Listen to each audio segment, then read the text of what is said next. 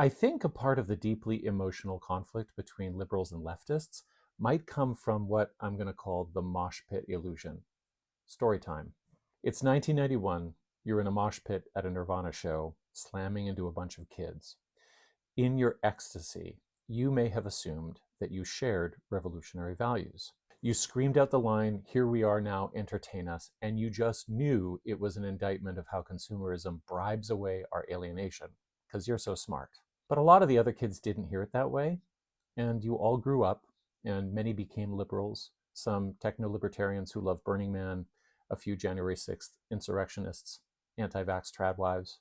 But at the time, you thought you were all hearing the same call. And that's because you hadn't yet understood one of the main lessons of the Frankfurt School.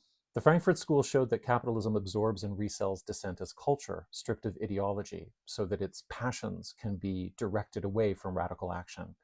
When rebellion is aesthetic, you can never know what people's commitments are until you grow up, until the shit hits the fan. Now, this is nobody's fault, because in neoliberalism, we were all born into depoliticization. The end of history was implicit.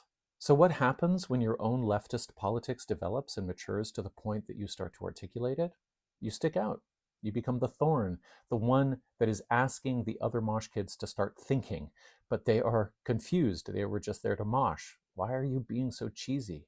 So I've been in many communities in my life in which I assumed a revolutionary politics was shared, only to find out I was mistaken.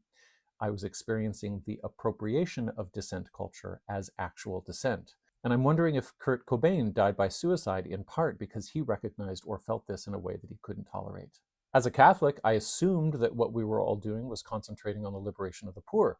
And when I said as much, it was like farting at communion. As a yoga person, I assumed that people were calming their inner world so that they could be of more service to those around them. And when I said as much, it was like I was farting during meditation.